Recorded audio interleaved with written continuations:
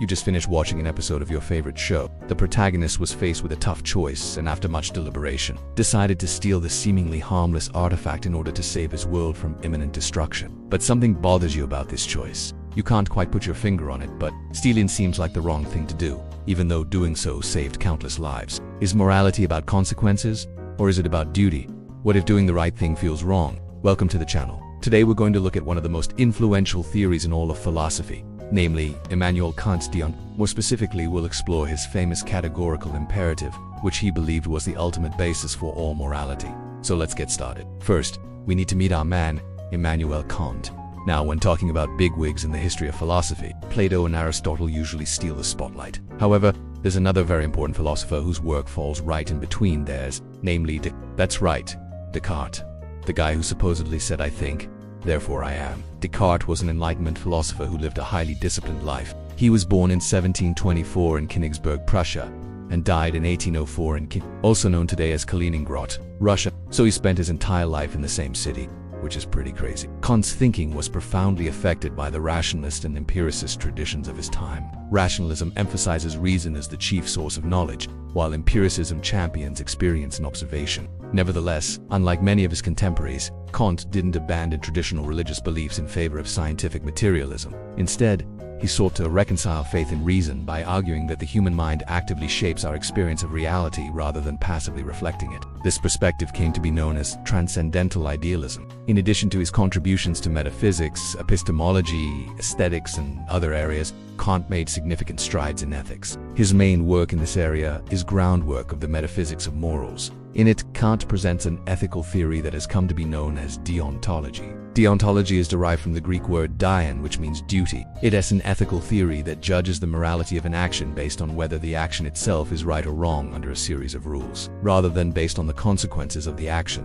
For example, if lying is wrong, then lying to your friend is wrong regardless of why you're lying, or whether that lie ultimately helps or hurts your friend. This stands in stark contrast to consequentialist theories such as utilitarianism, which judge the morality of an action based on its consequences. For Kantians, what matters is the intention behind an action and whether that action was done out of duty, not whether the action was done with good intentions or whether it had good consequences. As we'll see in a moment, this distinction is really important. But first, we need to talk about something called acting from duty versus acting in accordance with duty. Acting from duty means doing the right thing because you believe it's the right thing to do, not because you want to receive a reward or avoid punishment. It's about doing the right thing simply because it's the right thing to do. On the other hand, acting in accordance with duty means doing the right thing for some reason other than duty, such as to avoid a punishment or gain a reward.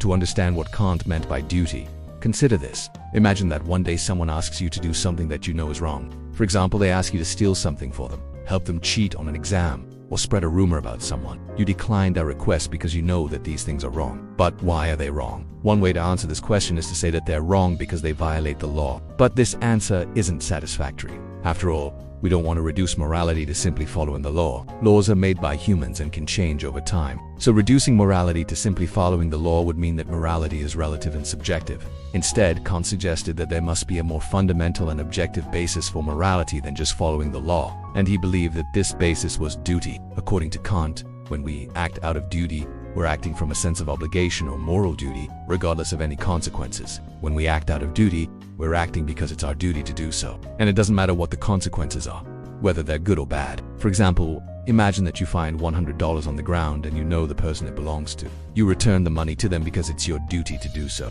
not because you want to make friends with them or have $100 less in your pocket.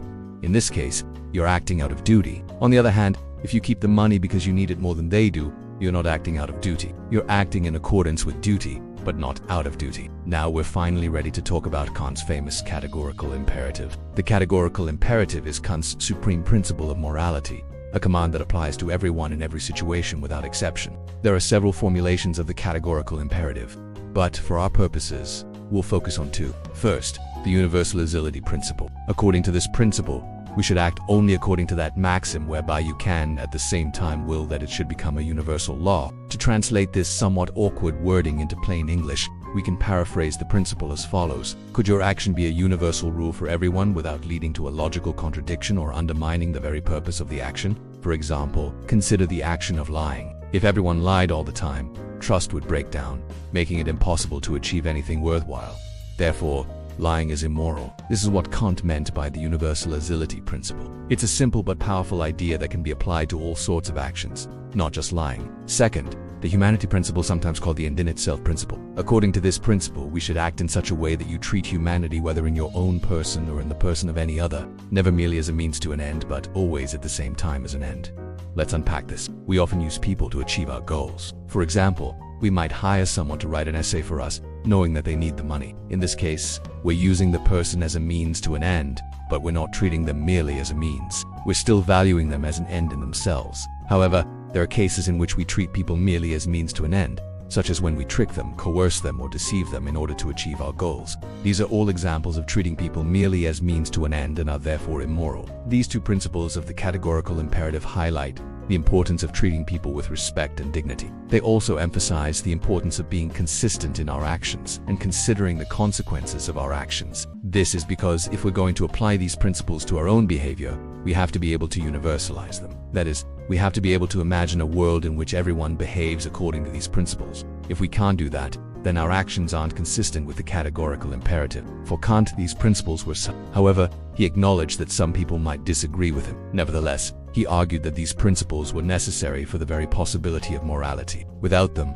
there could be no such thing as universal moral laws. Kant also developed the concept of autonomy, which refers to our ability to give ourselves moral law through reason.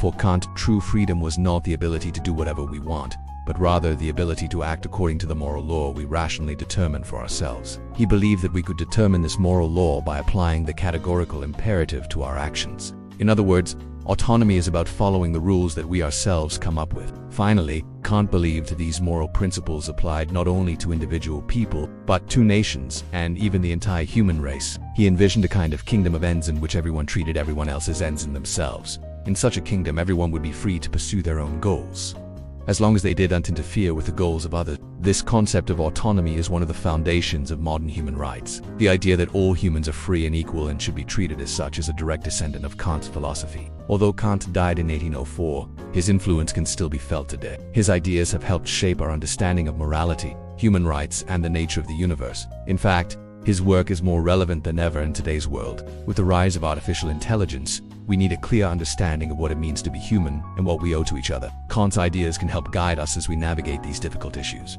So what do you think? Do you agree with Kant's emphasis on duty? What about his categorical imperative? Do you think it's a useful tool for making moral decisions? Share your thoughts in the comments below. And do you want to forget to like this video and subscribe to the Socratic Sense for more profound philosophical insights? Thanks for watching. If you enjoyed this video, check out this playlist for more videos on ethics. And if you'd like to support our work, consider becoming a patron. Your support helps us continue to produce high-quality videos that bring philosophy to life. Thanks for watching, and we'll see you next time.